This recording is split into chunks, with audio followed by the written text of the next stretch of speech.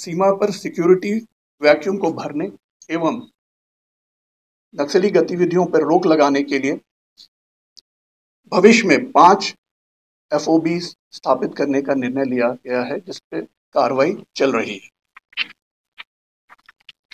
माओवादी के वित्त पोषण रोकने की दिशा में भी कार्रवाई की गई है। अफीम की अवैध खेती माओवादी के वित्त पोषण का प्रमुख स्रोत है। अफीम की अवैध खेती के विनिष्टीकरण हेतु सतत कार्रवाई की जा रही है एवं वर्ष 2024 में 2523 एकड़ पर हो रही अफीम खेती को विनष्ट किया गया। लेवी भी माओवादी के लिए एक आय का स्रोत है। लेवी वसूलने की गतिविधि पर लगातार निगरानी रखी जा रही है। वर्ष 2020 से अब तक 56 लाख रुपए बरामद किए गए हैं लेवी के हेड में। UAPA के अंतर्गत भी अब तक 32 मामलों में नक्सलियों के 6.75 करोड़ की अचल संपत्ति को जब्त किया गया। उसी तरह PMLA में 14 मामले में 8.97 करोड़ की नक्सलियों की संपत्ति जब्त करने का प्रस्ताव ED को भेजा गया है, जिसमें 4.9 करोड़ रुपए की संपत्ति जब्त की गई है। अन्य माओवादी के संपत्ति का भी पता लगाया जा रहा है ताकि उनके विरुद्ध भी संपत्ति संपहरण की कार्रवाई की जा सके। अपराध अनुसंधान के अंतर्गत महत्वपूर्ण नक्सल कांडों के अनुश्रवण हेतु एक समिति का गठन किया गया है। उक्त समिति वर्तमान में 18 महत्वपूर्ण कांडों का मॉनिटरिंग कर रही है। वर्ष 2024 में UAPA के अंतर्गत 40 कांडों में कुल 120 नक्सलियों के विरुद्ध अभियोजन स्वीकृतादेश प्राप्त किया गया है। सरकार की वामपंथी उग्रवादियों के लिए आत्मसमर्पण एवं पुनर्वास नीति के भी अच्छे परिणाम सामने आए हैं। उक्त योजना के अंतर्गत 2020 से 22 नक्सलियों ने आत्मसमर्पण किया है। नक्सल के फ्रंटल ऑर्गेनाइजेशन को भी चिन्हित कर उनकी गतिविधि पर नजर रखी जा रही है। नक्सल के विरुद्ध लगे एजेंसियों की क्षमता एवं इंफ्रास्ट्रक्चर के उन्नयन पर भी काम किया जा रहा है। स्पेशल इंफ्रास्ट्रक्चर स्कीम के तहत फेज 1 में नक्सल प्रभावित क्षेत्रों में 85 थानों का निर्माण कार्य पूर्ण कर लिया गया।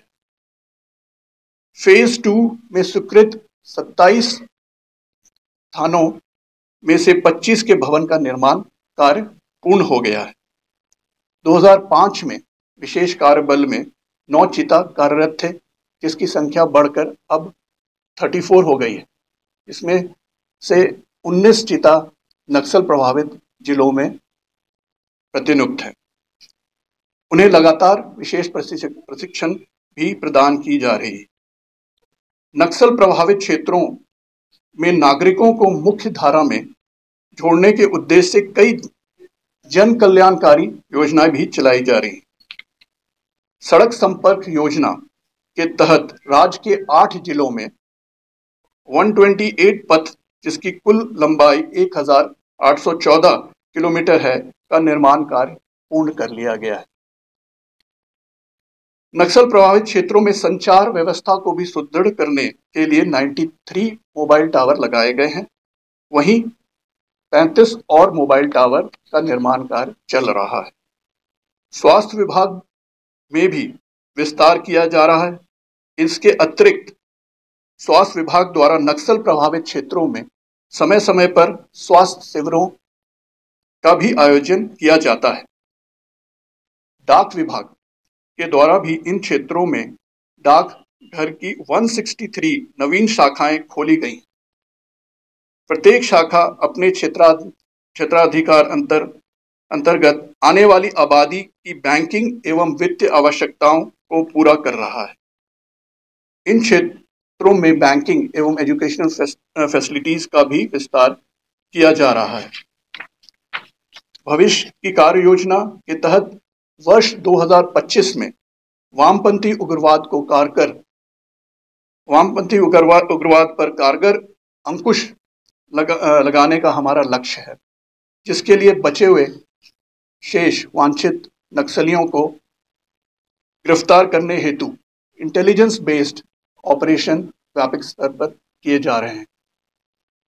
साथ ही इच्छुक नक्सलियों को आत्मसमर्पण करने के लिए भी प्रोत्साहित किया जाएगा। कुख्यात नक्सली जो जेल में बंद हैं, उनके विरुद्ध दर्ज कांडों में स्पीडी ट्रायल करने का भी योजना है। सक्रिय नक्सलियों के संपत्ति की भी पहचान की जा रही है ताकि पीएमएलए के तहत उन पर कार्रवाई की जा सके। जेल में बंद और जेल से छूटे हुए नक्सलियों पर कड़ी निगरानी रखी जा रही है ताकि वे पुनः नक्सली गतिविधियों में संलिप्त ना हो। तो ऐसे ही तमाम खबरों के लिए आप सभी बने रहिए हमारे साथ और देखते रहिए बिहार उज्जवल न्यूज। अब तक हमारे YouTube चैनल को सब्सक्राइब नहीं किया है तो जल्दी से सब्सक्राइब कर लीजिए। फेसबुक पेज को भी फॉलो कीजिए। वीडियो पसंद आए तो खूब लाइक कीजिए, शेयर कीजिए, कमेंट कीजिए। वीडियो देखने के लिए आप सभी का धन्यवाद।